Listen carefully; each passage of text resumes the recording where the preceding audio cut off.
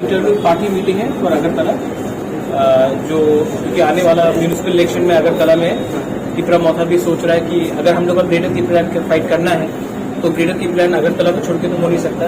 अभय नगर, नंदनगर, रामनगर, कृष्णनगर, तो उसके लिए हम लोग का इंटरनल असेसमेंट पार्टी का मीटिंग था और मैंने क्लियरली बोला है कि आज अगरतला में कोई हम लोग का निशान नहीं जिसको बता सकता कि इंडिजिनस किंगडम है।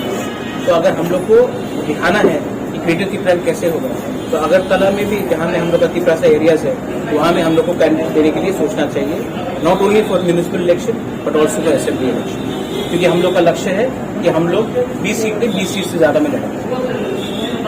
अगरतला में लड़ना है, क्यों नहीं लड़ेंगे? आज तक रीजनल पार्टी तो हम लोग क्यों नहीं लड़ेंगे? हम लोग का अधिकार बनता है, सिर्फ कुमुलों में बैठ के क्यों रहेंगे? जहाँ में हम लोग का त्रिपुरा से एरिया है वहाँ में हम लोग लड़ेंगे। और क्योंकि रीजनल पार्टी ने आज तक अगरतला से नहीं लड़ा है, इसी के लिए तो अगरतला आज हम लोग का नहीं है।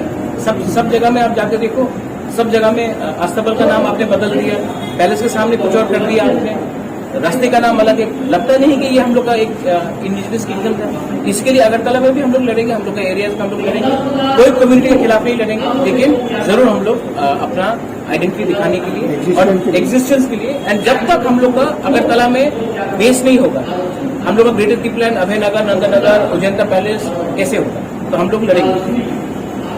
Thank you. हमारा Bengali is not something that I should respond to. हमारा बंगाली के लिए मेरा एक सिंपल बूथ वर्कर उसको रिस्पॉन्ड करेगा, उनका प्रेसिडेंट को। मुझे उनका लेवल में मत लाइए, वो लोग बहुत नीचे वाला था।